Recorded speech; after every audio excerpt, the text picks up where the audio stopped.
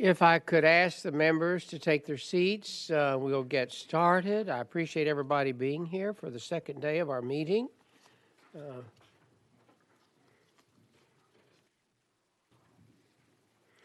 I do have one announcement for you before we get into the scheduled program.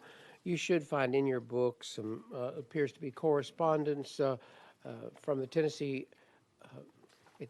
I believe it's from the Paddle Sports Association. It's some materials that they had promised in their presentation, so that should be in your book. If for some reason it is not, just let us know, and we'll get you a copy.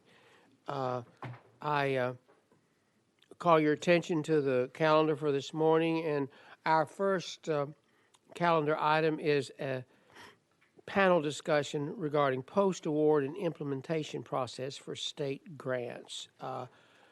And I know all of us have probably heard from our local governments about some of the frustrations they endure in implementing grants. And I'll recognize Dr. Matthew Owen, our Director of Policy, who will introduce our panelists. I will say as I pass the gavel to Dr. Owen that we appreciate our panelists for being here, and I believe that there's been a time limitation suggested, and we'll appreciate your cooperation. Dr. Owen. Thank you, Chairman, and good morning, members. My name again is Matt Owen, and I will be introducing today's panel for the Commission's study of state grants. You can find the materials again for this, including the memo behind tab 7 in your docket books. This study was adopted by the Commission at its June 2021 meeting in a response to a request from Chairman Yeager, and it will review specifically the post-award and implementation processes for state grants to local governments in an effort to identify whether any changes are warranted to these processes to help streamline them so that grants may be more effectively utilized. Issues raised in interviews with local officials so far include those that contribute to project delays and increase project costs for grantees. And I'll also note that many of these issues are not necessarily specific to individual grant programs or to specific state agencies. One other brief note, while today's panel will focus on grantee experiences, staff do intend to have a follow-up panel at our next meeting where we will invite representatives for state agencies to come and discuss their perspectives on best practices for managing grants. But with that, for today's panel, we have invited panelists representing local governments and a development district who will describe their experiences navigating the post-award and implementation processes for several different state grant programs, with a particular emphasis on issues or concerns that affect grantees' ability to effectively use these grants, as well as examples of grant programs or processes that they consider to be best practices. As the chairman mentioned, panelists have been asked to provide opening statements of no more than 7 minutes to help facilitate discussion and conversation with the commission. And today I know the memo says that you'll hear from 4 panelists, but today we only have 3 of our panelists here, unfortunately. Our panelist, Mayor Ryle from Dixon County, informed me this morning that he's been having car trouble, so I'm not sure that he's going to be able to make it in. But we do have 3 excellent panelists. And in the order that they're presented in your docket book, we have Dr. Mark Watson, the city manager for Oak Ridge, Bart Walls, the chief administrative officer for the Madison County Highway Department, and Laurie Fisher, the community development director for the South Central Tennessee Development District. On behalf of Commission staff, I want to thank our panelists, both for being generous with their time and conversations with staff about this project, and for being willing to come in today to sit on our panel. Unless there are any specific questions for me regarding the study, I'm going to cede the microphone to Dr. Watson and get out of here. Do the members have any questions for Dr. Owen? There being none. Thank you.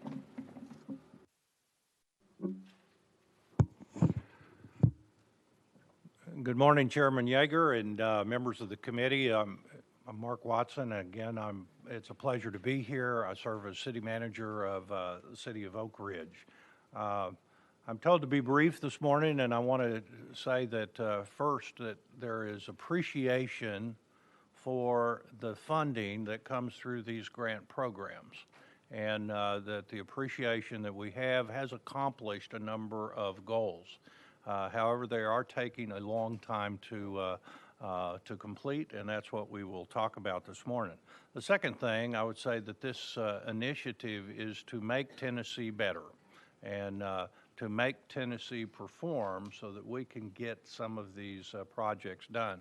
As we look at the national level, we see some tremendous dollars that may come to Tennessee. How do we get those projects done quickly with a finite number of civil engineers, finite number of workers, finite number of construction crews? So I wanted to give you a couple of things to mull over this morning, and I'd like to go to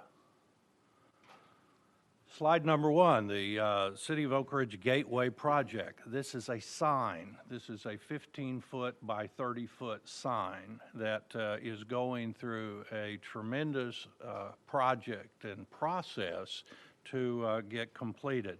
I just received last week the 22 pages of construction drawings for this sign, and we have it located, and it's just a directional welcome to identifier for the community.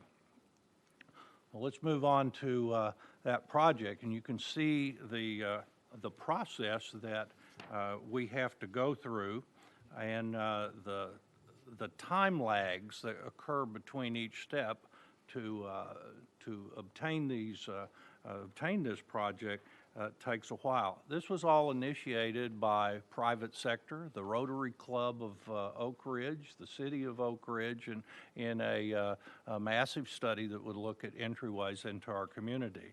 So as we look at this, the sign project started in 19, and we are not at construction until perhaps April or beyond this year. Let's move on to City of Oak Ridge Rails to Trails. We want to build a 10-foot wide asphalt bikeway, and this project started back in 2013 as a concept, and then we looked at getting this on the local TPO agenda. TDOT is dealing with this, and what we found is that we are designing the project first before acquiring the land from the CSX Railroad, an abandoned rail right-of-way. I don't know about you, but I don't design a house first and then go find the lot that it can go on. And 99% of the property is associated with the railroad. We ought to be able to move very quickly on this, and it'll take about a 6-year project to complete this. We were talking to a group the other day, and it ends up that the rules change frequently, and then we're going to have to continually look at the changes. So let's look at the process. If you look at the slide up here, you'll see, you can't read it, I apologize for its size, but the main flow chart are about 15 differing steps that we take to complete a project. If you look at the middle slide from the top there, that's Chapter 5, and then you can see what is involved with Chapter 5 on the right. All of those steps must be done in sequence before you move on. Sometimes this puts your municipalities and districts and counties in a position of toting the note for these projects because they've spent engineering fees or other things to that. So as we look at that, should we be doing a bike project the same as a new interchange on Interstate 40? We really need to look at how we can simplify that. Let's move to the next project, Blankenship Field. This was a parks grant, and we had private donations of about $500,000 in cash and in-kind services that were made available to match a $500,000 grant. We are still not done with that. We outlasted the grant period. The grant period had one extension. We had about 60 days worth of work. We had to stop it because of the procedure would not allow the department to continue that grant to its completion. So we went to the bottom of a stack to issue a new contract. The new contract took 8 months to get back to us, and we still don't have it finished because you're trying to blend that in with activities.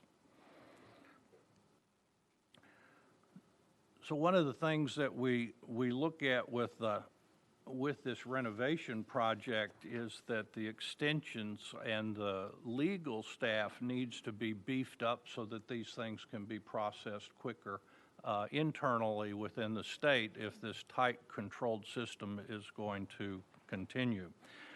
It got down to a detail point, and I think I would, let me go back, this one down there where it says detail. We purchased a prefab restroom from Texas, and they asked for a copy of the plans. The plans said 4 feet, and the state said, we want you to put 48 inches on those plans for permanent documents. That delayed us 7 months to get that change in the plans. Last time I looked, 48 inches and 4 feet were the same number. So we can't do that. Can't afford that kind of things. Several cities across the state are doing multimodal transportation projects and CMAQ projects. This is traffic signal synchronization, and that synchronization needs to work well. These projects are turning into 6 to 8 year projects. When we look at the delays, sometimes the rules change, and we'll see that now these projects are also requiring a NEPA review again. So the rules change, and the projects had started many years ago, and we really have a challenge on hand when we look at changing rules and so forth. So let's go to where do we go from here? I think we're losing time, we're losing buying power, and we need to simplify the process. I've given you some suggestions on complexity. If the federal government rules are to blame, we can't do this because of the Federal Highway Administration, then we need our national delegation to study those issues and get changes. It would benefit all 50 states, so I can't see that there would be an objection there. So that's all I have to say, and I'll remain available for questions afterwards. Failed to mention that we'll wait until all panelists have made their presentation, and we'll take questions at that time. Dr. Owen?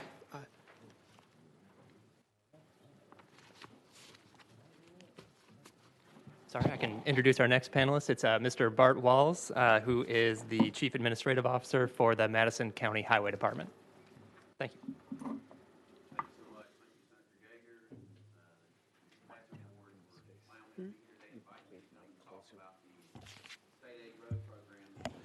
Could you pull your mic closer, please? I'm sorry to interrupt you.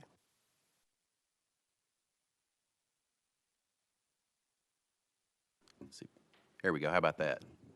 All right. Thanks for inviting me to be here today to talk about the state aid road program. The state puts money into the state aid road program, and it's administered through TDOT down to local county highway departments. Again, my name's Bart Walls. I'm the Madison County Highway Superintendent, and I've been in that position for approximately, I think I'm in my 12th year now in Madison County.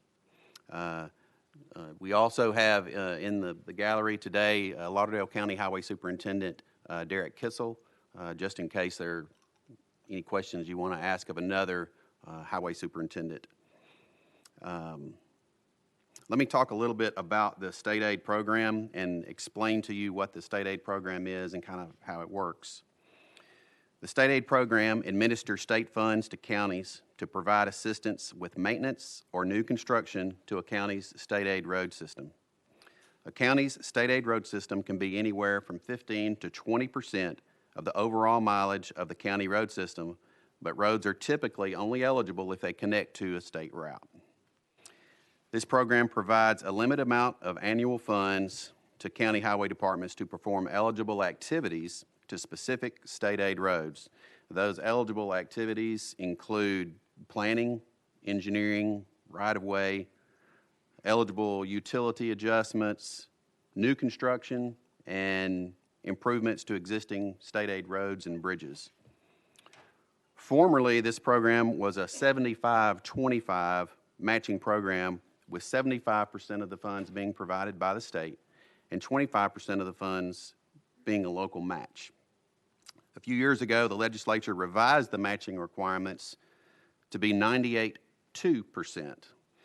This change enabled distressed counties that had trouble providing the 25% matching funds to move projects forward with only a 2% match and spend down their state aid fund system balance.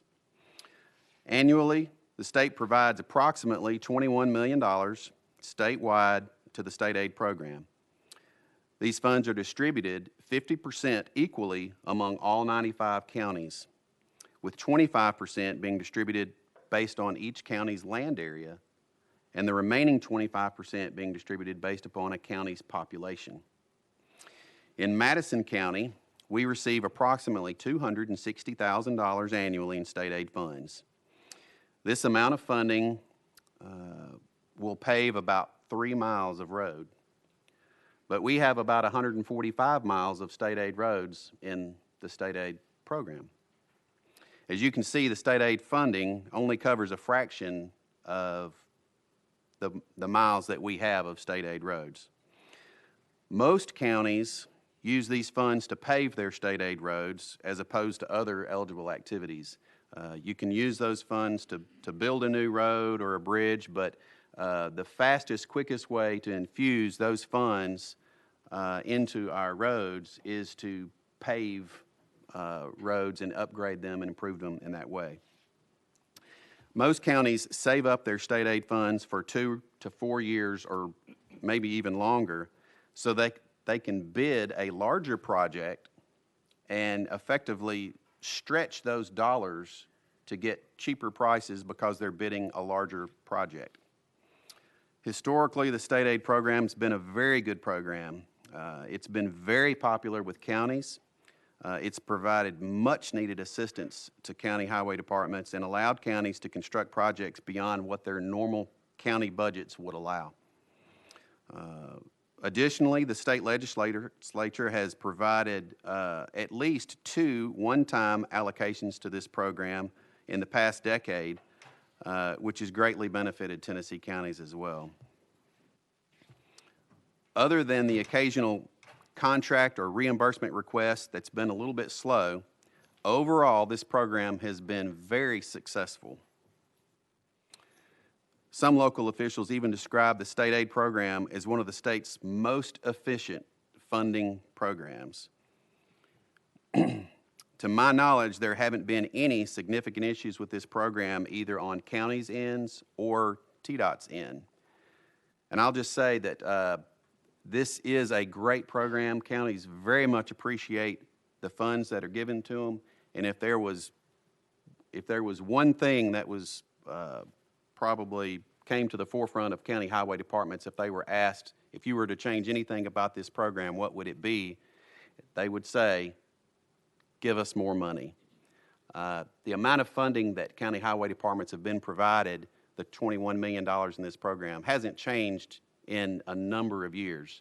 I've been with the Madison County Highway Department since 2008, and the funding that we have gotten each year has basically remained the same within a couple of $1,000s. However, during that time, construction costs and inflation have drastically increased. So where we used to be able to pave 8, 10 miles of road, now we can only pave 4, 5, sometimes even less. So we would love to see more money put into the state aid program.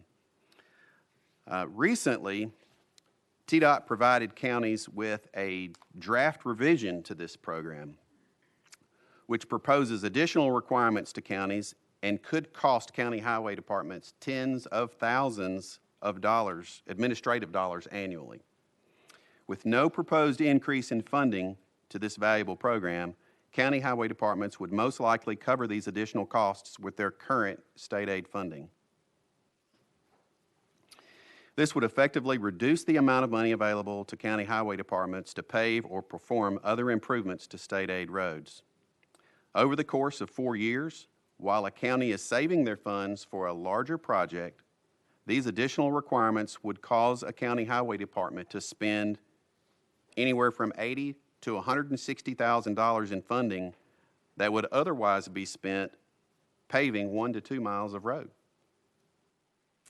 County highway departments and the Tennessee County Highway Officials Association have recently met with TDOT, and we are currently working together to resolve the issues that they have brought to us.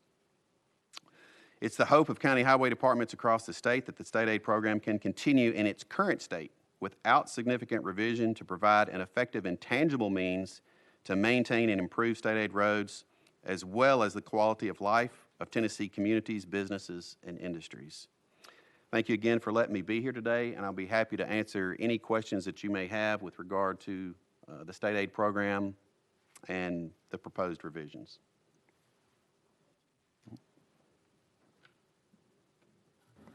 Thank you. And our final panelist today is Ms. Laurie Fisher, the Community Development Director for the South Central Tennessee Development District. Thank you.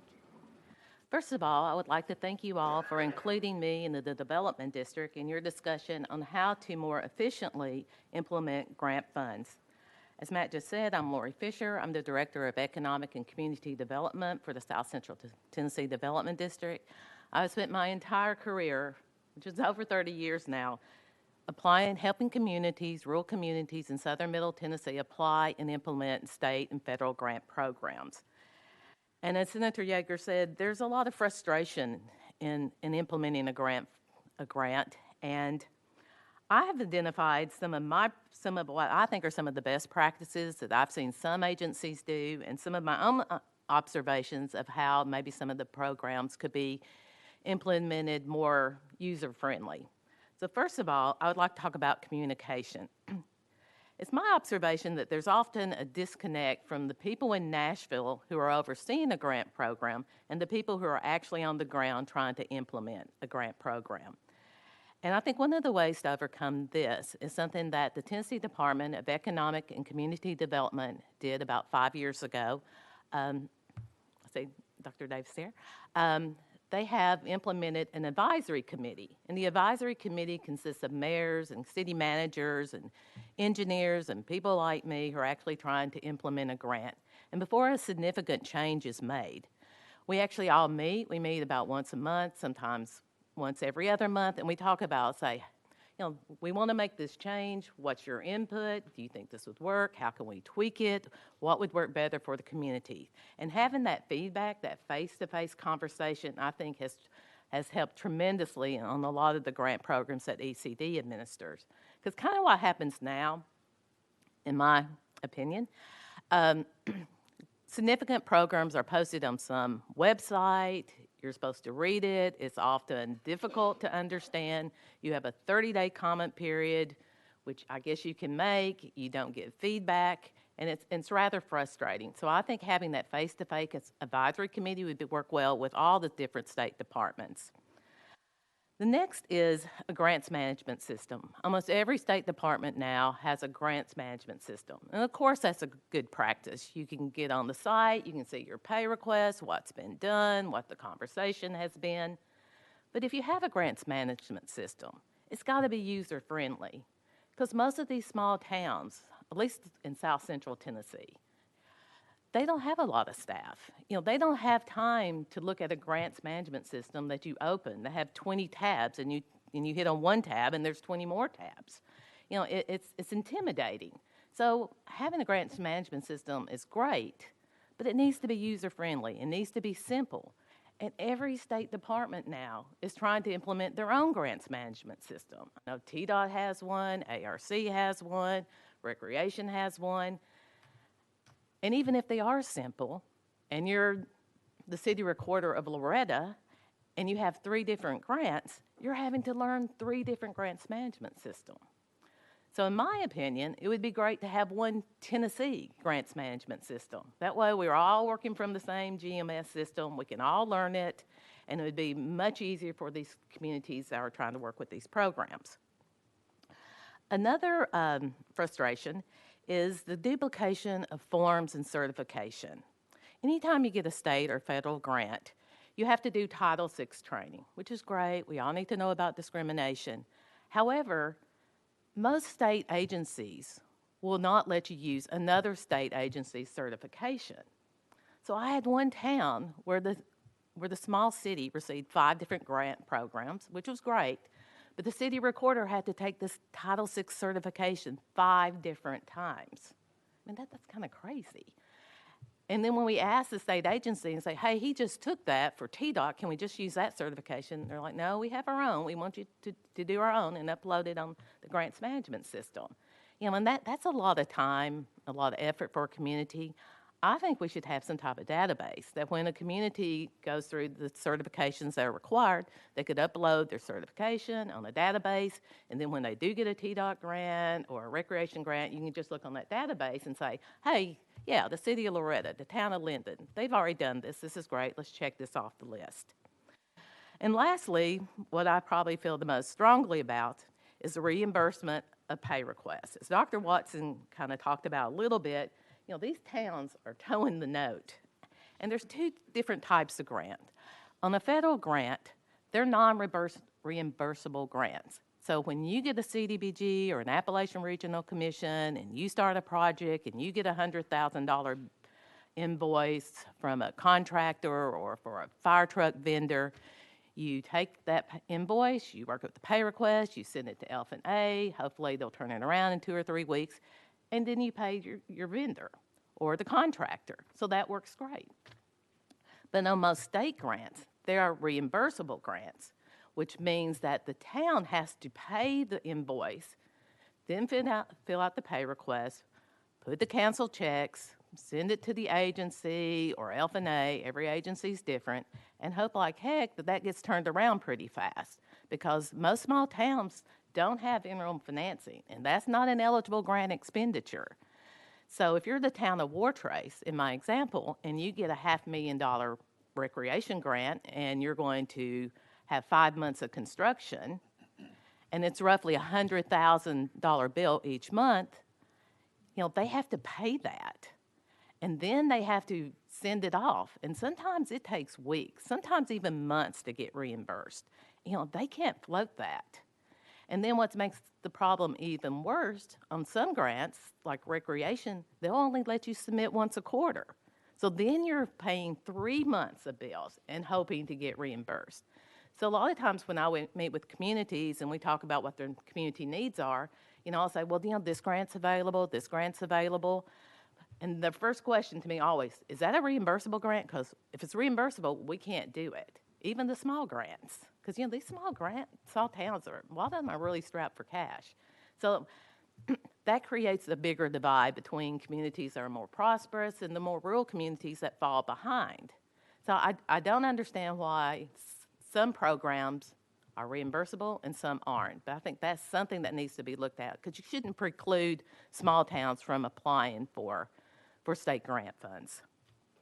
So those are just my observation. I would recommend advisory committees for all grant programs, some central database for certifications and training, one comprehensive grants management system, and then work out the reimbursement and make it non-reimbursement for all different state grants. Thank you very much. I'll open the panel for questions now. Are there questions from the members? Yes, sir, Ms. Cliff. Thank you, Mr. Chairman. This is something that I can certainly relate to. We do these types of projects all over the Southeast, and I can certainly commiserate.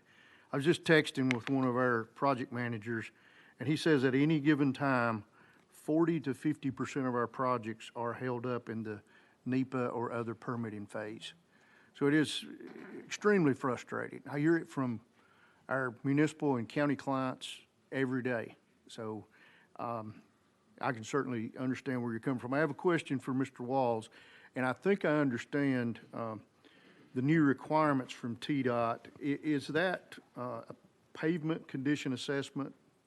It Or is. can you elaborate a little bit more on those requirements? Absolutely. So, and we just had a meeting with Paul Deggs, the number 2 TDOT Assistant Commissioner, yesterday, and had a very, very good meeting with regard to that. But so the state aid program was established in 1983, as I said, and it hasn't changed basically since 1983. And it's been a very efficient and effective program. And like I said, there haven't been any issues that we are aware of. But back in November, TDOT gave us a draft copy of some proposed revisions, and the 8-page state aid program went to 53 pages. Most of those 53 pages were forms that they want filled out and sent in. The bulk of the revisions are about 13 pages. But the main sticking point that we have as county highway departments is a requirement that TDOT is requesting that's not part of the current law, is a pavement management system, which would require each county highway department to assess every mile of road in their county and rate those roads, so that you would then have a list of roads that are rated, let's say, number 1, that are your best roads, and number 5 roads are your worst condition roads. And so obviously you want to work on your worst condition roads to bring them up to par. That's not a bad thing. And as a professional civil engineer, I am not opposed to pavement management systems. And in my county, we could probably take care of that and do it. But many of our counties in the state, highway departments in the state, just aren't equipped to do that kind of thing, and so they're going to hire somebody to come do it for them. And we just heard a presentation from a consultant in November at our annual conference in Memphis. This consultant was talking about this very thing, and he had no idea that new draft revisions had just been handed to us. And so I asked him, well, how much do you charge for assessing a county road system and putting those assessments into a GIS format where we could, have nice maps and things like that? And he said anywhere from $200 to $300 per mile. So for my 145 miles, you can do the math. That starts to add up. And they're requesting this annually. And if we're not doing projects annually and we're trying to save up our money over 4 years so we can get one big project, you can see over 4 years we're going to spend a large chunk of money on essentially administrative items that's just going to, it's not going into our road system. So that's what the issue is. And so the meeting that we had with TDOT yesterday was a very good meeting. Mr. Deggs was very receptive to our concerns with regard to that, and he agreed to maybe step back a little bit and relook at that requirement. That's not a current requirement in the law, and so we're trying to work together to come up with something that possibly something that TDOT already has in place that can assist county highway departments so that we don't have to spend a lot of additional money in maybe assessing some of our roads. But also county highway departments, the County Uniform Highway Law gives county highway superintendents the authority to make decisions on what roads are improved. Some county highway departments have road boards, and those road boards make the decisions about which roads get improved. So sometimes, even though a road, let's say you've got a road that's your number one worst road on a pavement management list, but that road only has 300 cars a day on it. And you have another road that's maybe rated a 3, and it has 4,000 cars a day on it. Now, what makes more sense to spend your money on? Are you going to have more impact improving a road that affects 300 cars a day or a road that has 4,000 cars a day? And so these are decisions that county highway officials make to try to have the most impact for our dollars that affects our communities and our overall system. Whereas if we just go straight off of a list and say, okay, well, we got to do this road that's at the very top, it sounds like it makes sense, but it doesn't always make sense. And so that's why we don't want to be limited to this pavement management system. I do think it's a good thing, but it may not be the best thing. So, does that answer your question? And thank you, Mr. Clifton. And I have a follow-up. Now, the pavement management system, are you telling us that is a proposed condition to receiving the state funds, state road money? My understanding, the way they have drafted these guidelines is that it would be. And when I said state road money, I meant state aid money. Right, that's Okay. correct. So in other words, in order to do that, okay, that's being proposed. Right. Okay. Is it limited just to the state aid fund, or? Currently, it is. We have another grant program called the Bridge Grant Program. Yes. Which is another excellent program that was established in 1990. And it has been very beneficial to county highway departments to be able to replace deficient bridges in our counties. And we've been told by TDOT that once they get these state aid revisions in place, they're going to overhaul our bridge grant program. And quite frankly, we're concerned about that because it's been such a great program and it's been a great way to infuse money into our infrastructure. I've heard some of the concerns from Ms. Fisher and Dr. Watson. I was a consultant prior to being a county highway superintendent. And so many of the issues that they have described back when I was a consultant in the late 90s and early 2000s were the same exact issues that I've heard them present today. And so I don't want to see a lot of administrative requirements and costs being imposed upon us in county highway departments when we've got a great program already and we're able to infuse money and improvements into our state so quickly and efficiently. I'm just not a fan of fixing something that's not broke. Right. Thank you. I think Representative Williams, you would. Thank you, Chairman. I just had a lack of understanding about the state aid program. I think you said about you get about $200,000 a year from that state. How does that compare to the other dollars? What percentage of the other dollars that your community spends on roads and maintenance? Is that 80% of the money you spend annually on road improvements or new roads, or is it 15%? Sure. I guess the question would be, at some point in time, if the rules are so egregious, it doesn't, the end doesn't justify the means. That's kind of the reason why I was asking the question. Right. That's a good question. Our annual budget fluctuates from year to year, anywhere from $4.5 to $7.5 million, depending on the number of projects and the size of projects that we have planned. So the $260,000 that we get is just a fraction of the money that we would use on our state aid system. My county has almost 700 miles of road that we maintain, and our state aid system is about 145 miles of that. So as far as percentages go, you can do the math. I'm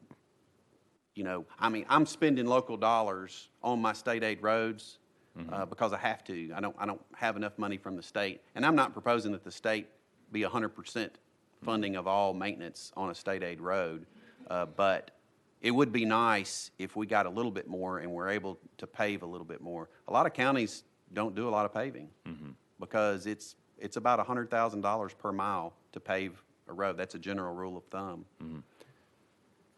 As a follow-up to that, I mean, if you're getting a little over $200,000, and it represents only 5% of your budget, you're going to have to spend $100,000 a year to be able to expend the $200,000. Just then, just doesn't seem like it's worth it, I would suppose. Would you agree with those numbers, or are they close? I'm not sure I follow your. Well, if the new rules require that you do this new management software system, and it costs you $100,000 in order to do it for your state aid programs, but you're only getting $200,000 from the state, then, and that state money only represents 3.5%, I think that's the number, of your total budget, it really is not worth it to do it. I would assume, especially if you're only being able to use those funds every 5th year because the cost is so expensive. Right. Thank you. Vice Chairman Brooks, you're recognized. Thank you, Chairman, and thank you all to the panelists for being here. I have to say, each one of your individual testimonies, I kept saying to myself, I thought it was just me. I thought it was just Cleveland. If my city manager were here, like your situation in Oak Ridge, we had a welcome to Cleveland sign. The difference is you got a bunch of other people to pay for yours. We just wanted to put up a sign. And the notes that I found as new mayor in 2018, the project began in 2012, and it still had not been approved and still had not been resolved. And I said, let's just put up the sign. And it turns out that it was a state department that was in the way. Same with our roads program, same with our grants program. Our director of Parks and Recreation is struggling right now because the new grant portal for Parks and Rec, only the mayor can have the authorized signature. My Parks and Rec director says, Mayor, you've got to sign in, you got to do this. I got a request right now on my phone of some things that it's imperative that they're signed in person, in ink, in Cleveland. So guess what? As soon as we adjourn, Mayor Brooks has to rush back home because some kind of a grant, if it's not done in person, in pen, because the portal's not working or something. So again, thank you for this great testimony, and thank you for making me feel better.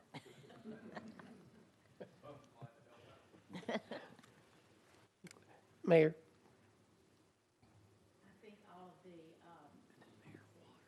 All the city and county mayors would agree that y'all are preaching to the choir today. And we 100% agree. The grant process is very maddening, especially like you pointed out to the small towns.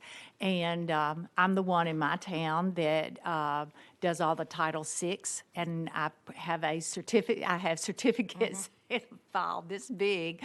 But speaking to the state street aid for the cities, I know that these roads that we can pave, these corridors, after a while, they may not need paving anymore, but they're the only roads that we're allowed to pave with these. And I know we had a small strip of a road that needed paving a couple of years ago, but once I saw the engineering cost with that on a road that's been paved 25 times at least, but I was going to have to get an engineer and pay for that, we decided to go ahead and pave the road ourselves for the cost of the engineers. So that to me was fairly ridiculous. I can see putting in a new road or reworking a road, but not a road that's been paved that many times. But I think the idea of what we've noticed is with ECD, their grant process to us is a lot more simple. The reimbursement process is a lot more simple than it is with the other departments. And I love the idea of having an advisory board for each of these departments. And I hope that they take note and possibly go in that direction. Thank you. Mayor Waters is waiting for the floor, and then Mayor Anderson. Thank you, Mr. Chairman. We have a grant in conjunction with the city of Gatlinburg that concerned the fires that we had in 2016, which is a memorial for the folks that lost their lives and also honoring our first responders. We got that grant in 2017, and if we are lucky, it appears we're going to be able to bid the project in the fall of 2022.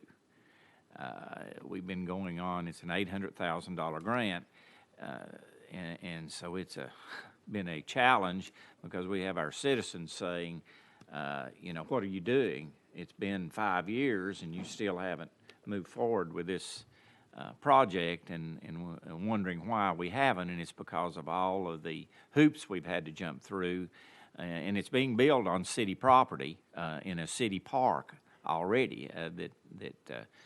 So it's not like we had to acquire land or anything, but it's been a challenge. But my question is, and then this is to any member of the panel, it would appear to me that grants that involve federal funds become more complicated than grants that just involve state funds.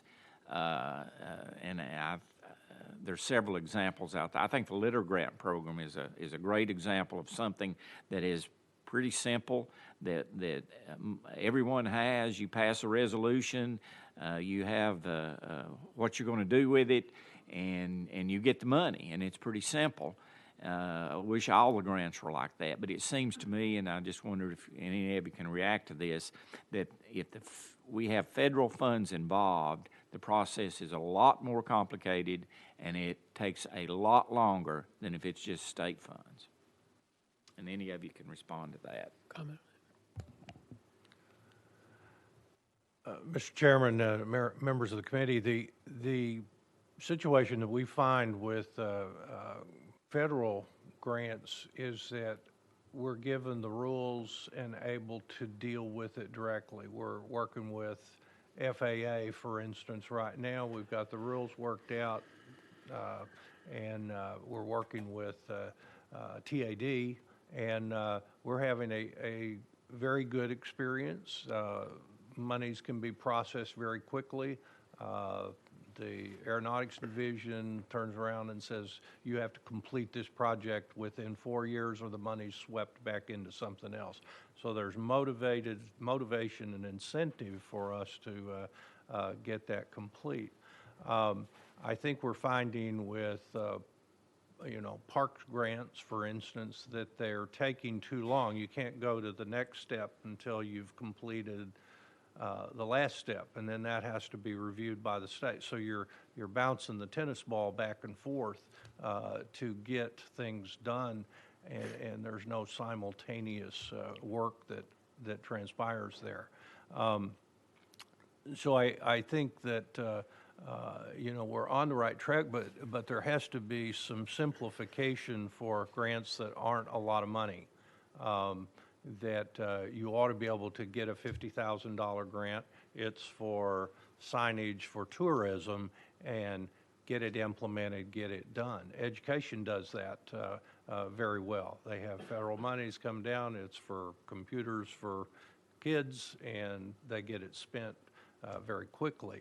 But where you look at problems, a city or a smaller city should not be in the position of having to fund the project in advance, and also having to go through all of the various hoops, because what they're doing is they're outsourcing to a grant specialist to deal with that. So we're getting less bricks and mortar on the ground than we need to. We could save a lot of money. I lost a Parks and Rec director for 2 years just going through some of the basics on this. A couple times I was going to terminate him, and then I found out it's the process. And so we have to be careful we don't get into that situation. And I agree with Dr. Watson. There are more rules and regulation with federal funds. However, you know up front what the rules and regulations are. And when you get a contract, you're also given a manual or a website, and these are your rules through the life of your project. State funds, which should have less rules and regulations, the rules change a lot. And we've even been told, don't print that manual because the rules will change before you get to the end. You know, and that's what I think causes a lot of the lengthy delays, because you're going by one set of rules and then they change. You're unaware that there was a change, so you have to go back and start over. And I think that's where a lot of the frustration comes in. Good question. Mayor Anderson. Thank you, Mr. Chairman, and to all three of you that are here, thank you for your attendance and comments. So, Larry, Mayor Waters, to answer your question, I would agree with you that your assessment is correct from a standpoint of federal versus state, except for the rescue fund money that has just come to us in the last year, and they really simplified that. In my opinion, although each one of us as mayors have to give your driver's license, birth certificate, social security number, personal bank account, and that's all true except for the personal banking account, that you are held personally liable for that, which is an amazing thing to me, that if you don't stay in office, I guess they're going to run you down. If you stay in office, you just committed somebody else to your.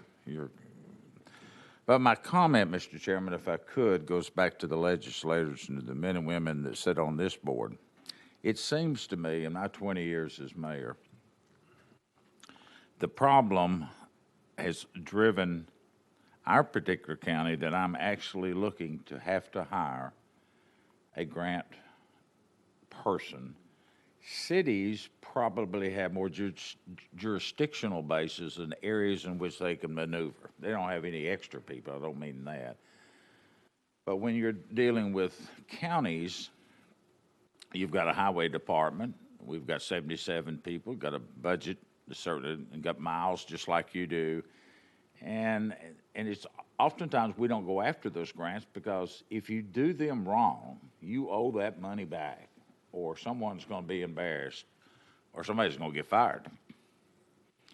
So you've got to define the rules. What's driving this? Is it the comptroller's office, from audits, from the legislators? I mean, I would think you all could find that information out, or put some of that grant money in there that all of us could use a piece of it to hire somebody with. But most of the grants that come to us, that's forbidden. That's absolutely taboo.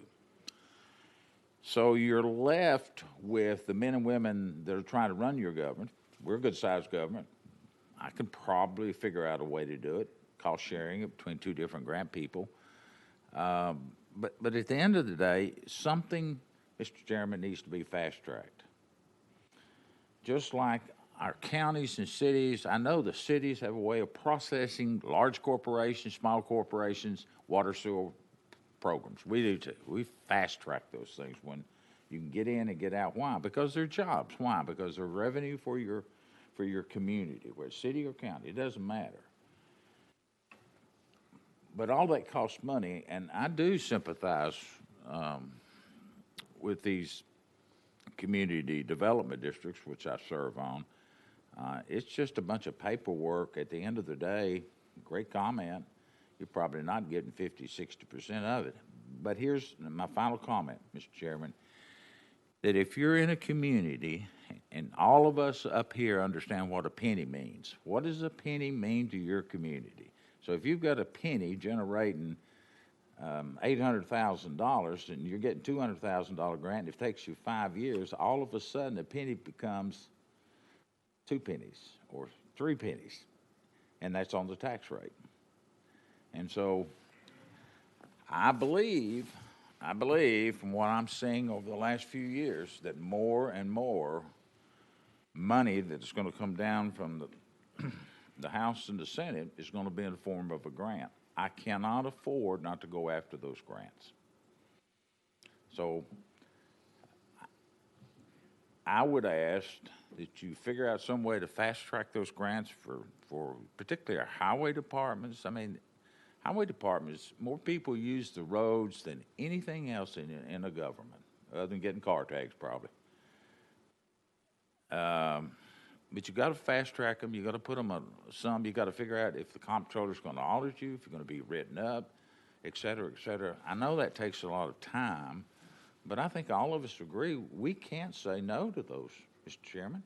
We can't say no to those grants because that represents a certain percentage of your property tax. And if the public found out that we weren't going after $1 million grant, they'd go nuts. But they'd also go nuts at you and the legislators, because that's where we're going to point the finger to, that we can't get it out of Nashville. There's too many rules, whether it's TDOT, TDEC. I mean, it's just the bureaucracy that we have to work in, and we shouldn't have to do that. And we should look at our own internal audits, making sure we don't do that too. Well taken. I do have a question maybe for any of the panelists that we were talking about, finding someone, especially your smaller counties, your rural counties that just don't have the personnel to manage these grants. But do most of the grants that you receive, federal or state, I thought that they would allow a percentage of the proceeds for grants management or administration, I believe it was administration of the grant. Is that adequate to help you solve this problem? Somebody jump in. In many grants, for instance, TDOT enhancement grants, there will be an ability to allocate some administrative costs or grant management costs as part of that. Some grants do not have that, and you are using that more as the in-kind local contribution toward that. I think as you look at the situation of managing these grants, the one thing you have to recall is that these are commitments by the cities and municipalities that accept these grants. And you say, I will build a swimming pool, I will build this. Classic story I had was with the city of Maynardville, and Maynardville built a splash pad. It has taken so long that the original budget and grant application has been exceeded by the costs of what they need to build. And the contract says thou shalt build the splash pad, and so Maynardville has to come up with another $100,000. They don't have it. So they're going to get into a tussle to finish out or close out that grant. So what happens in those kinds of situations? If it had been faster, they would have had enough money. And you have to remember those estimates are there. Some administration is covered. A lot of places will make the contributions or use the development district to help with the grant management of that. I might just, if I may, just please. add to that. Engineering consulting fees, grant administration, things like that, very often are eligible activities under the funding to be reimbursed by grants. However, just keep in mind that those are dollars that are not going into your project. Those are dollars that are going into administration, but you may spend $50,000 with a consultant that could have paid for a swing set or a splash pad or things like that. So if that can be reduced and kept lower, then we can be more effective with the dollars that we spend. And then on top of that, you're also having to match that. So at the development district, we get paid administration on almost all federal grants because those are long, complicated grants. On state projects, they're usually smaller. We try to do that in exchange for the dues that they pay to our office, because if you get a $10,000 grant, we don't want to take $2,000 or $3,000 to pay us admin. Small grants should be as simple that they could do it themselves. And then on top of that, they would have to match the money that they're paying us. So at least at South Central, we try to assist with state grants, but we try not to take an admin fee because it takes away from the project, and it also requires them to put in more matching contribution. If I may follow up on that, I have, my district encompasses 3 development districts, so I work with those regularly. I used to sit on one when I was on the board when I was county mayor. But our development districts, as I'm familiar with them, provide a very valuable resource for communities. to prepare grants. And most of those member communities are paying an assessment, so, the services that the development district is providing are at no additional cost. But I'm noticing, especially among the smaller communities, the smaller municipalities, that they are not aware of some of these services that are available through our development district. So I'm wondering what can we do to get the word out? That may be a rhetorical question, but your counties, my observations, your counties are very, and your larger cities are very active participants, but sometimes the smaller rural communities are not. And I don't know you have any thoughts about that? Well, in South Central, we have 36 cities and 13 counties. And the Community Development Department and Economic Development Department, we have 4 people. Well, that's a lot of ground to cover. And I think right now we have 30 active grants. And it is hard to cover, and we do, at South Central anyway, we try to make contact with all of our towns, letting them know what grants are available. But it is it's a manpower thing. Representative Williams. Thank you, Chairman. I just wanted to follow up on something. I think most of the rules regarding these grants are done in GovOps committees. Are they not? They're not done in the legislature, right? The reason why I'm asking that question is, it's one of the most powerful committees of the legislature is the GovOps committee, and it's one of the most difficult, challenging committees to serve on the legislature. But those decisions are made. They have TDOT or ECD or whichever department is issuing those grants is where they do it. I think my exhortation to the committee would be that we share meeting minutes with the chairman of the Government Operations Committee and share with them the angst that they have. One of the recommendations that I would make to the GovOps committee and to these grant writers is when you issue or when you apply for a grant, it's usually a 80-20 grant or a 98-2 grant or a 75-25 grant, and you have to come up with a valuation of what you think the project will cost early on prior to it being designed. Is that correct? That estimate, when you're awarded the number from TDOT or ECD or ARC or whoever it is, that number doesn't change for them, does it not? So if you ask for $500,000 and you're going to do it's a $500,000 project and you're going to do an 80-20 grant, you're expecting to get from that entity $400,000 in round numbers. My point is, in my community, I have 3 projects, all exceed 6 years, all 3 of them. And I don't know if you know this, but the cost of construction's tripled in 3 years, much less 6 years. So the point is, if we could somehow tie the award process to the actual percent commitment instead of what the actual original estimate was, it would incentivize a review and approval process, which is far greater because it would cost them more money.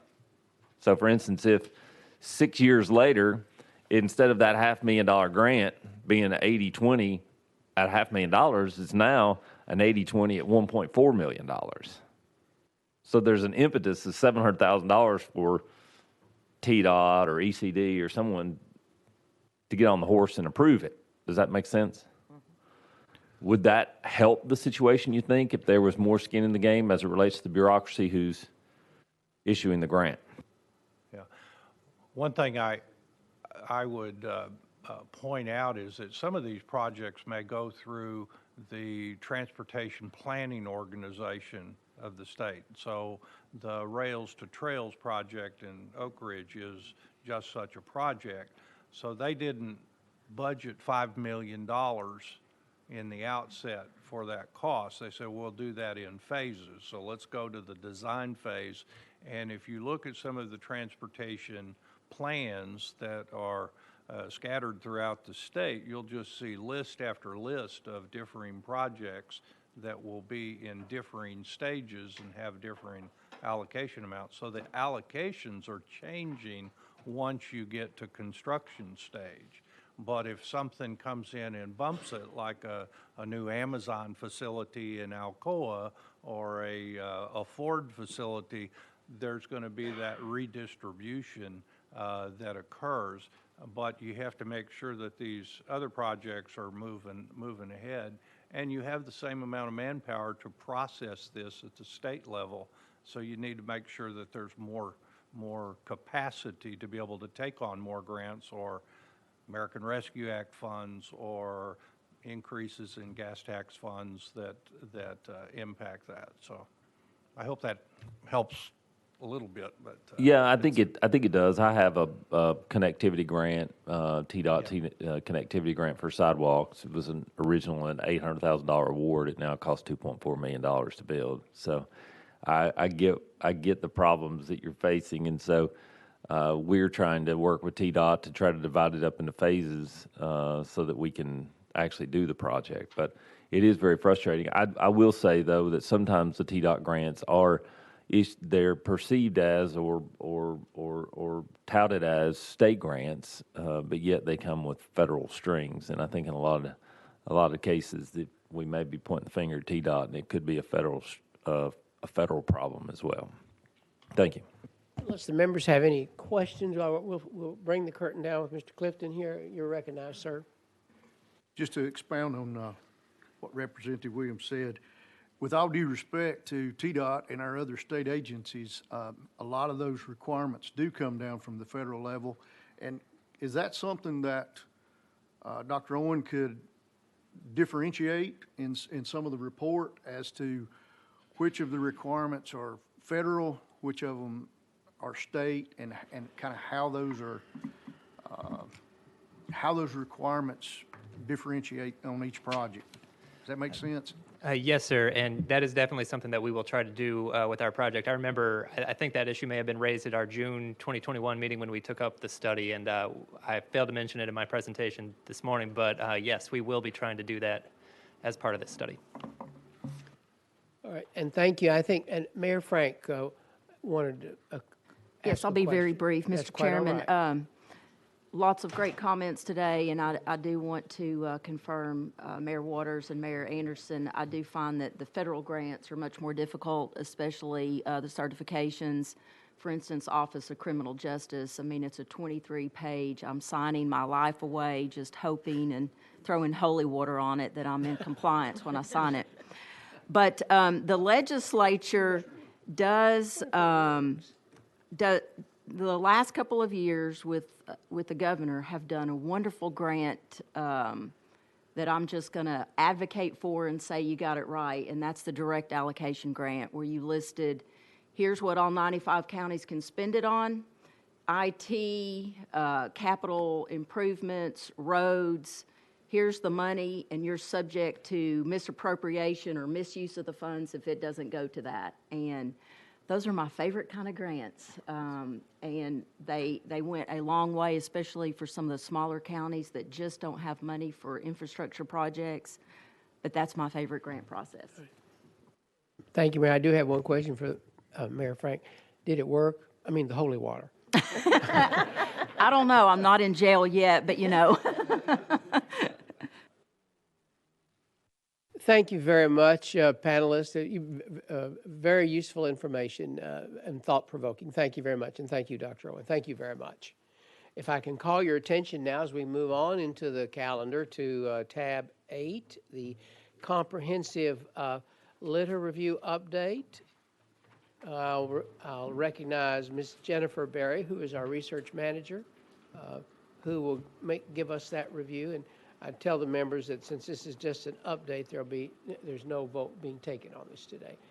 Thank you, Mr. Chairman. Good morning, members. My name is Jennifer Berry, and this morning I will be giving you a brief update on our research for the comprehensive litter review. That memo is behind tab 8.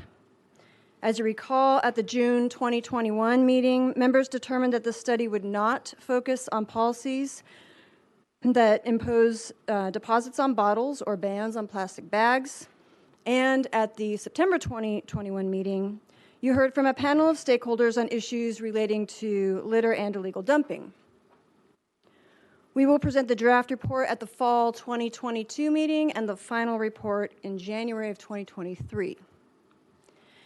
Staff continues to gather evidence for the study, and this update provides an initial overview of our findings regarding the status quo for litter issues and policies, programs, and laws adopted to reduce litter in the state, in addition to feedback from stakeholders and an initial review of other states' laws. Based on interviews and research we've conducted so far, there is general agreement that although there has been progress in addressing litter and illegal dumping in the state, they do remain problems, and there are differences of opinion about how to address the problems going forward. I also want to note that the COVID pandemic, we've been told, has had an effect on solid waste and litter and programs, as you all are well aware, I'm sure. According to the Tennessee Department of Transportation's 2016 Visible Litter Study, roadside litter has decreased in the state by 53% compared to the results of TDOT's 2006 study. However, at any given time, there are still an estimated 100 million pieces of litter on Tennessee roadsides. Commission staff is updating waste tire data as well, including revenue data, and illegal dump data from the Department of Environment and Conservation that was included in the Commission's 2020 report on illegal waste tire dumping.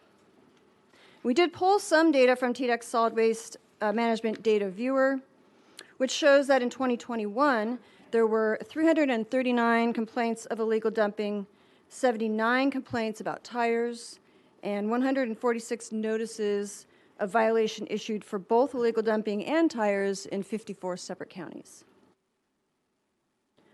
The update memo also summarizes the state's policies, programs, and laws for managing and reducing solid waste, litter, and illegal dumping, and highlights three main components of the state's efforts, which are the Solid Waste Management Act of 1991, litter prevention, pickup, and education programs, including a TDOT and Keep Tennessee Beautiful programs, and criminal littering and covered load laws. You also heard about the state's litter programs at the September 2021 meeting, and we continue to look into all of these areas of the state's efforts, including funding for solid waste and litter programs at both the state and local levels. One observation we included in the memo is that some counties don't spend their full litter grant allocation from TDOT each year. We're still looking into this to determine what barriers and challenges these counties are experiencing and why they aren't spending their full grant amount. Table 2 shows grant spending overall for all 95 counties. We are also reviewing state litter laws to determine where they might be clarified or improved. We've interviewed over 30 stakeholders, including state agency officials involved with preventing and cleaning up litter and illegal dumping, and managing solid waste, including waste tires, local government representatives and solid waste managers, recycling industry representatives, and representatives from other groups, including nonprofit organizations and private industry. Although there is some disagreement about how to best address the issues, stakeholders agree that litter and illegal dumping remain problems across the state. Overall, most agree that education, community engagement, and partnerships are critical, and that a coordinated, multifaceted approach and partnerships between government and the private sector are needed, and more funding would help. We are working on a review of other states and are looking at successful efforts in a few states that could be used as examples for Tennessee to possibly follow. And thank you, and I look forward to your comments and guidance, and I will do my best to answer your questions. I'll start.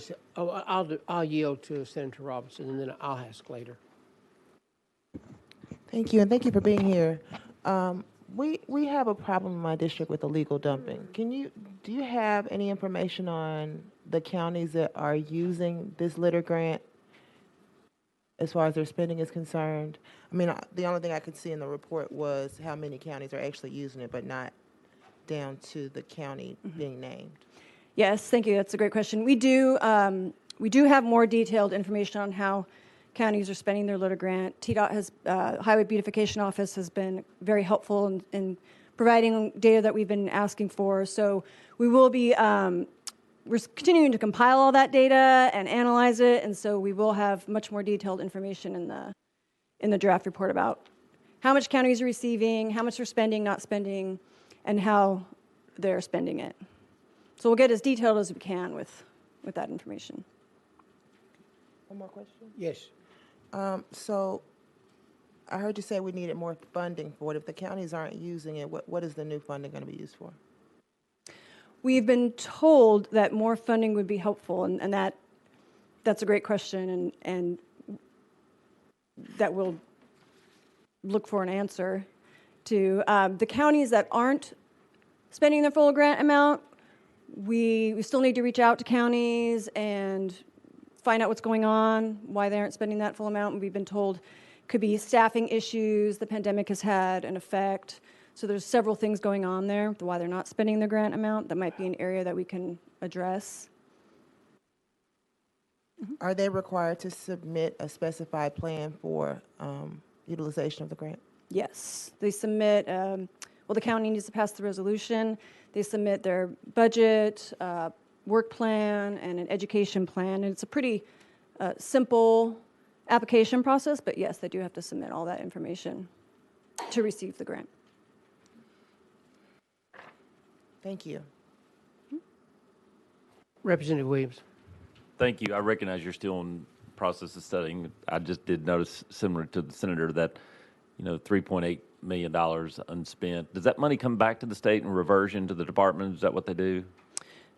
That money stays in that fund, the litter grant fund, and every few years, the Highway Beautification Office puts out, they'll give out competitive grants for that. They call it the special litter grants, about every 4 years or so.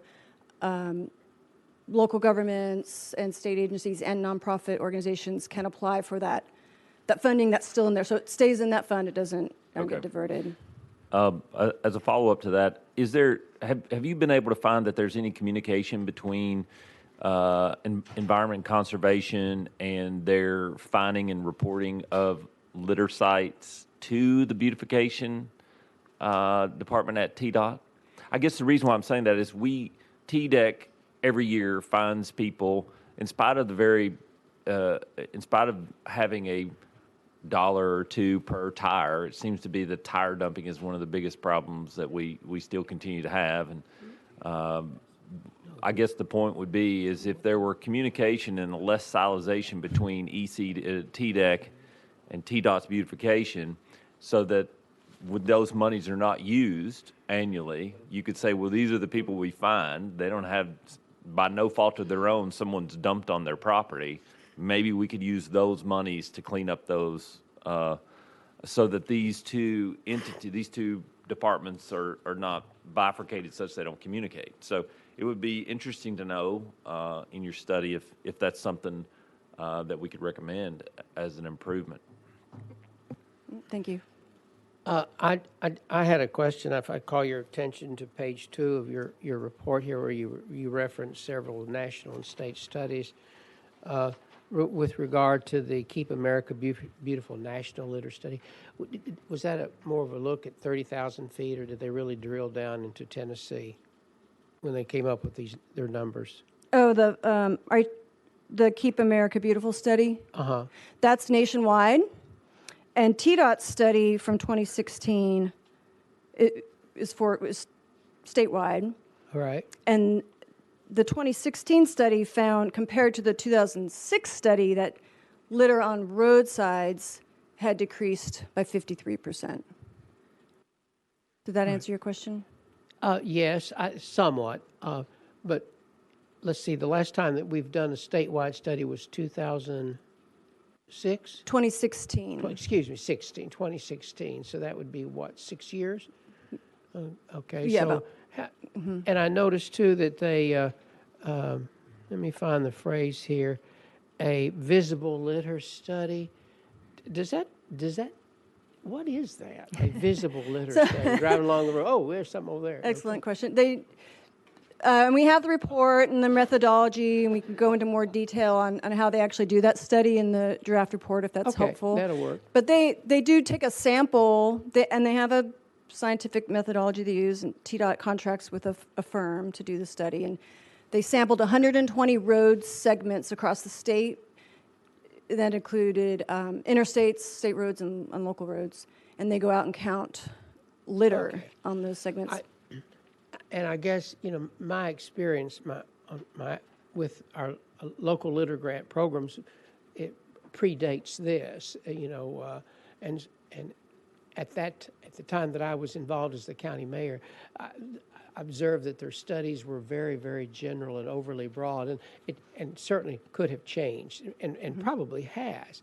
But I just hope that when you look at these studies, as far as I'm concerned, my thinking is we need really some quantifiable data, to help us, reach solutions. And I didn't know if these visual surveys generated that kind of data. So that would be a question I'd just like for you to consider as you do your draft.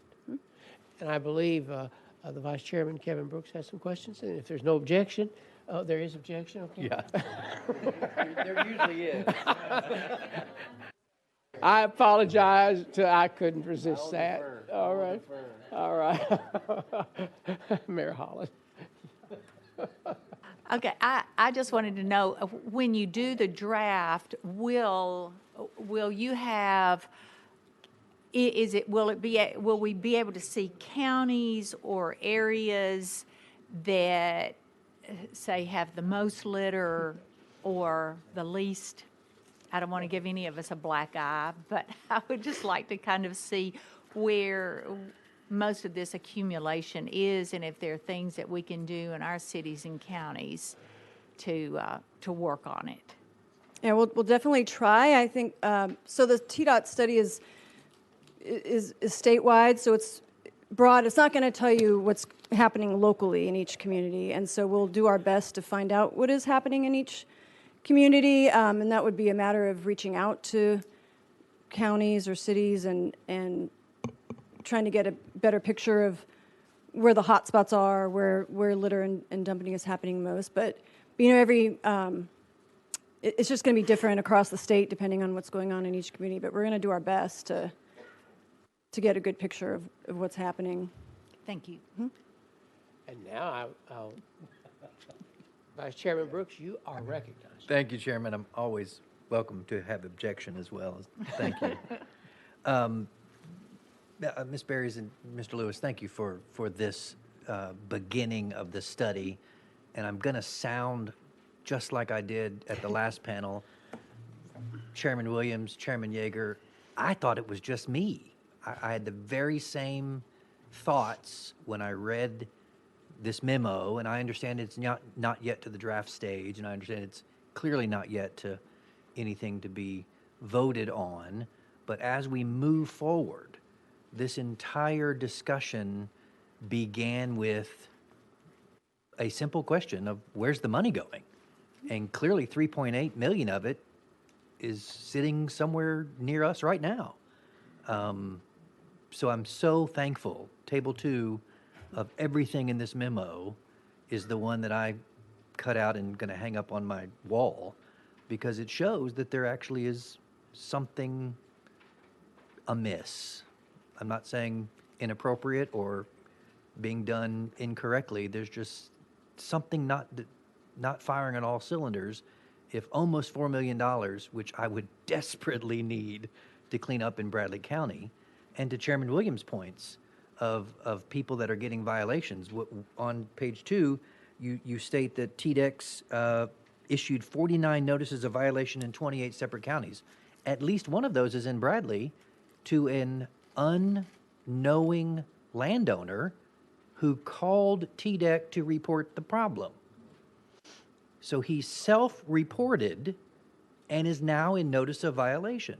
You can only imagine that phone call that I got as a former state person. And there's absolutely nothing anyone can do. But again, really seems to be something amiss. I'm so thankful for Chairman Yeager's comments. I've got notes all over here because the KAB study 2009, the TDOT study 2016, those seem to be not even relevant to the visual litter study I did on the drive over here yesterday. And speaking of visual litter studies, it's amazing to me that that TDOT study in 2016 only looked at 120 roads in Tennessee. I think there was more than 120 roads in the panelist that he's in charge of. He said 700 miles of roads in his county. So I'm keenly interested to find out how much farther we can look at this as we go further. Solid Waste Management Act of 1991. Sadly, almost all of the dumping in Cleveland, Tennessee, Bradley County, is in District 1, and it is our newest councilwoman, Councilwoman McKenzie, and with her permission, she asked for me to share this anecdotal comment. She's taken the bull by the horns and is meeting with these mom and pop tire store owners. And who's picking up your tires when you charge the whatever the fee is now for the tires to be removed? And where are they taking those tires? And so here is a councilwoman on her own with no law enforcement walking up to these tire dealers and saying, where I think these might be going illegally dumped in my district. One of the tire store owners said, you know, I've been paying into that fund, I think the study would show, since 1991. And he says they promised us the world, even a mulcher that was going to come to all 95 counties is somewhere in that management plan. And he said, for 20 years that I've owned this store, I've never seen a mulcher, but yet we still keep paying into the plan. And she is drafting a resolution for our city council in an exact agreement with what you're finding in this memo to see if we can't strengthen the enforcement, strengthen the prosecution, because we are hearing that back home, that yes, we know there's a problem, but we're having difficulty prosecuting the offenders, which was talked about in our last study. And again, I'm incredibly thankful for what you found. I think we can go so much farther. I didn't see the word glass. I didn't see the word cardboard. I didn't see the word aluminum. I didn't see the word, there's so many other pieces of the litter puzzle. Tires is a big deal in Cleveland, but there's as many people throwing hamburger wrappers out their windows as there are tires ending up in these illegal dump spots. So thank you for where we are, and I hope as we go forward, we will continue to, as the chairman said, dive deeper, and hopefully maybe part of the TACIR recommendation is to do another study. I think it's time, because I think the findings, 54%, I think was what is quoted here. Roadside litter has decreased by 53%. I'd love to know where. Yeah. Because it's not in Cleveland. Thank you. Thank you, Mr. Chairman. We have several waiting to ask questions. I believe Mayor Frank is next. I have three different questions, or I guess requests. One, you said you're looking at other states right now. When you're looking at that, if you could look at, are there other states that are using enforcement? I'm a believer in education, but when it comes to litter, I think we're going to have to up enforcement. We've heard that from the panelists at the last session, that are incentivizing enforcement. So I think back on, for instance, the meth labs years ago, they would incentivize local law enforcement to really up their game for meth labs, and maybe there is some way to incentivize our law enforcement agencies to get into that business. And then also, we have an Adopt a Road program. We've got various community volunteers, but is there a way to incentivize that? And I know that might be complicated, but maybe there's some other states that are doing that, some type of program. Second question is, with regard to education, the state's litter grant funds do go to that, but when you're looking at, so for instance, even in our county, taking those dollars and then the time and how do we do it, And we try to focus, for instance, on the schools. We're trying to get to the schools where the litter collection rates are the highest and maybe get to those young people. But maybe there's a way, and maybe there are other states that are tackling the education component a little bit differently. Maybe, I don't want to butt into the classroom time, but maybe there's a way to do something in the schools, or there's some other ways of educating other than how we're doing it here in the state of Tennessee. And then lastly, I would love, and this is just my county perspective, to be out of the tire business. And I know Mayor Brooks said their mom and pops are paying in, and the councilwoman is following up with who's in the business. But my understanding is in the state of Tennessee, we're down to one company really, and even in the South, that's handling tire recycling. And what are other states doing, and can we get out of the tire business, and can we put it on the dealers? Can there be some kind of way of following up with, proof of, where they end up, in a landfill or recycling, or I don't know, but that's something that I have an interest in personally. That's it. Thank you.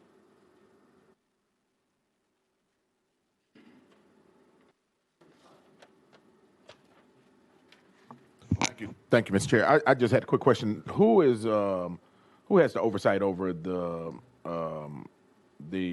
tires and the tire mulching promise that never made it?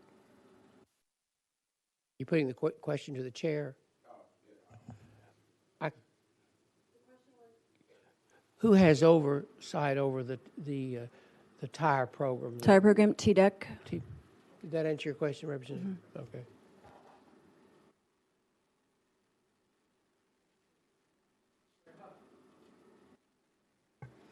Thank you, Mr. Chairman. To tell you how boring my life is, I actually read the KEB report a while back, and it was interesting. There were two things that I can remember. One is the psychology of littering, and they talked about if, for example, if Mayor Waters is driving down the road and he looks at the right-of-way and it's full of litter up and down the right-of-way, he's much more likely to throw that can of root beer out if he already sees litter on the road. Says it doesn't make any difference, it's already litter there. And if you've got a program that works, that helps you reduce litter, because if you're driving down, you look at the right of way and it's clean right of way, it looks nice, you're less likely to throw something out. But really, to get to the issue, you really have to know, and this was in the report as well, how much litter in your area, in your community, in your county, in your state is intentional litter versus how much is unintentional litter. Because unintentional litter, you really got to go back to the state statute and the covering law, and is that working? Does it need more law enforcement? So I hope that as you get into this further, that you'll, kind of take a look at what programs are really effective, and I know you're going to do that. But also, if there's a way to drill down to see how much litter is actually intentional versus how much is unintentional. Thank you, Mr. Chairman.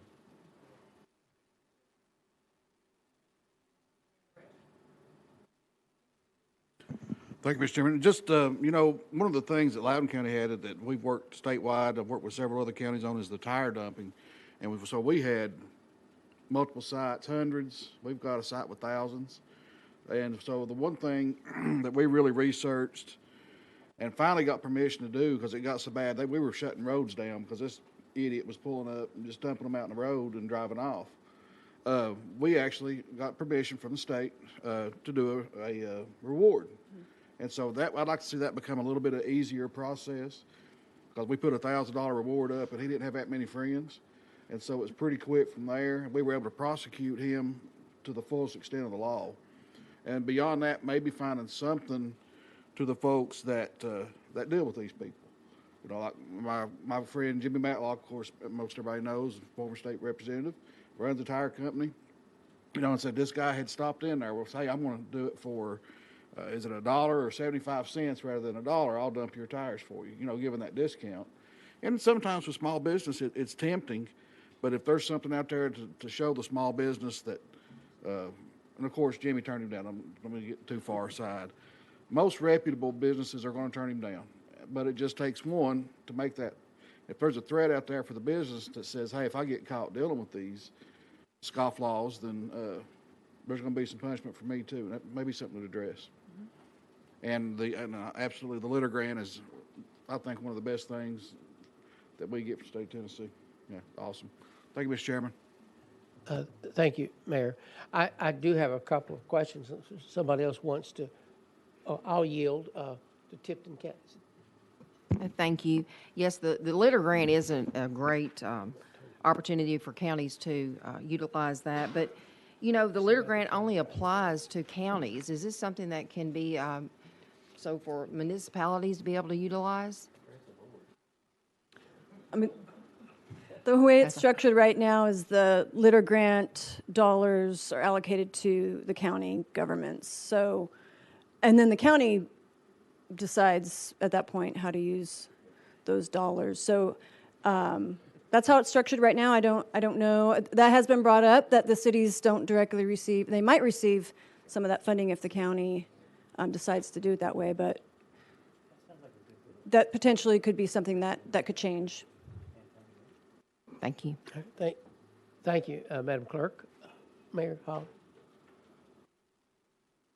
I do have a quick question. The tires, is there accountability of, okay, you sold this many tires, so this many tires had to come off this car, and who came in and bought those tires? And is that a person or a company that's, say, certified by the state? Is it just someone who comes in and says, I'll get it for this, you know, this amount so you don't have to pay me so much?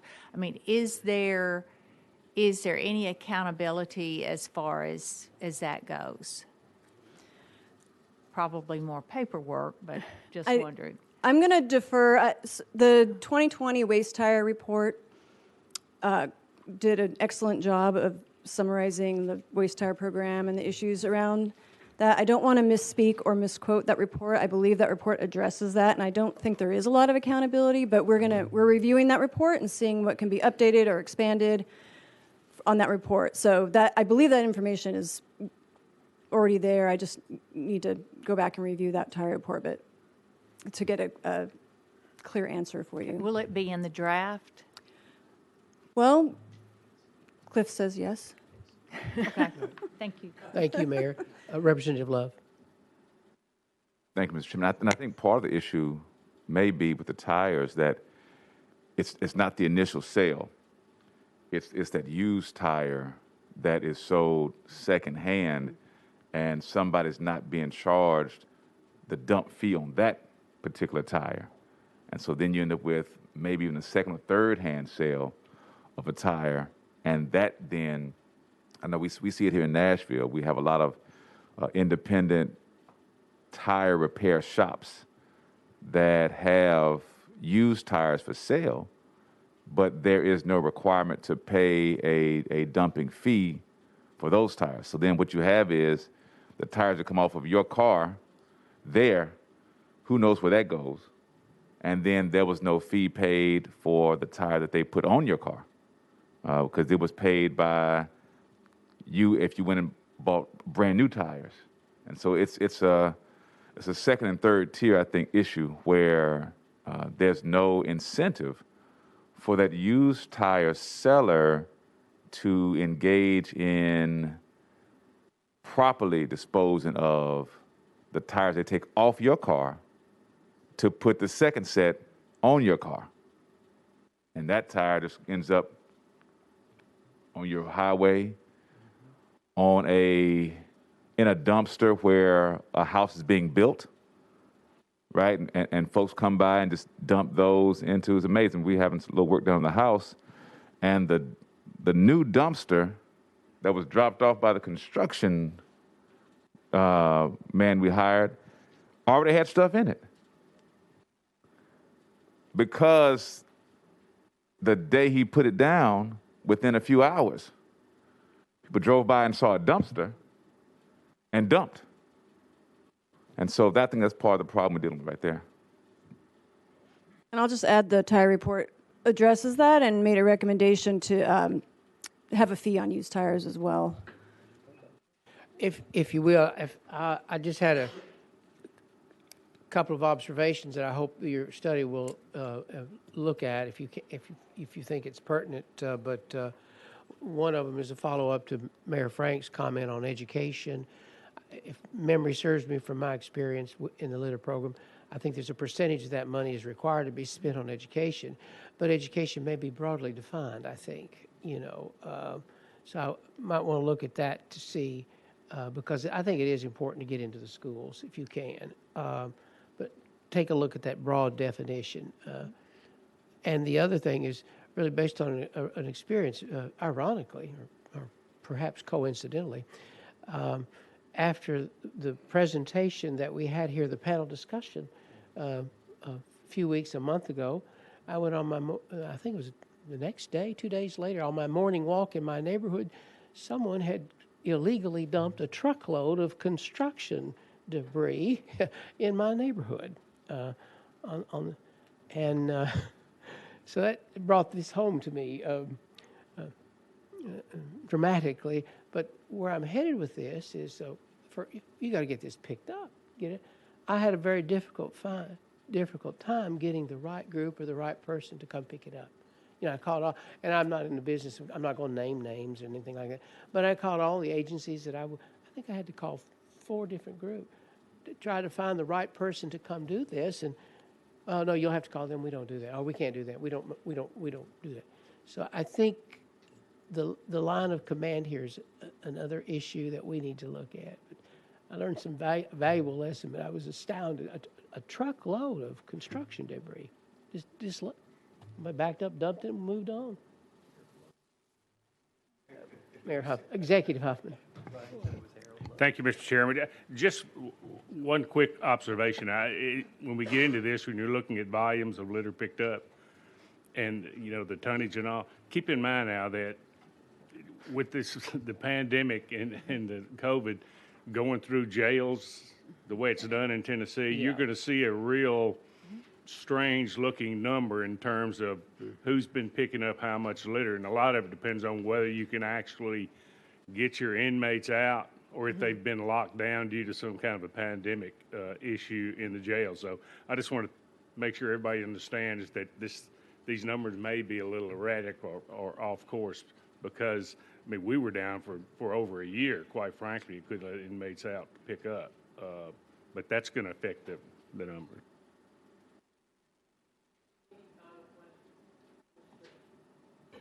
Thank you, Mr. Chairman. Just a few comments. I know right out of the gate, we've said that this study is not going to focus on policies that impose deposits on bottles or bans on plastic bags, but I hope that this doesn't preempt a good objective look at plastics, because the plastics, in my opinion, is probably one of our biggest problems because they end up in the waterways so readily. Another comment I'd like to make, and just a couple of observations. I think some of the causes, where I come from, a lot of the municipalities have had to suspend their curbside recycling due to the lack of market. And we're starting to see industries that need these materials. I know in the Tri-Cities area, we have Eastman Chemical that has, they're investing $1.something billion in a new technology to process plastics where it breaks the plastics down to the molecular level. So they're going to need these plastics. And also, Domtar is going to be, they have changed their process. They're no longer making white paper, but they're making the liner board paper, which goes into cardboard. And they have a tremendous need for cardboard. And I think we need to, I don't know if it could be done as part of the study, but could we look at the market that is maybe coming back for some of these materials? I think for the past few decades, a lot of those materials have been going offshore to China. China said no more, we're not going to take your recyclables, so the markets have gone away. But we're starting to see these industries that can reuse those materials. And another comment, just real quick, I think there's a workforce issue at play here because I see a lot of retail establishments that had garbage cans by the front door. They no longer have them. And I've actually asked the question, why do you don't have garbage cans any longer? And they say, sir, we don't have anyone to take out the garbage. We can't hire people to stock the shelves, to run the cash registers. We certainly can't get people to dump the garbage cans. So that garbage, in effect, becomes everyone's problem. So thank you, Mr. Chairman, and thank you for the up. Thank you.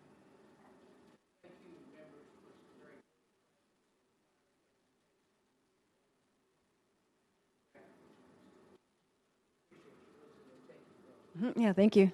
Appreciate all the input.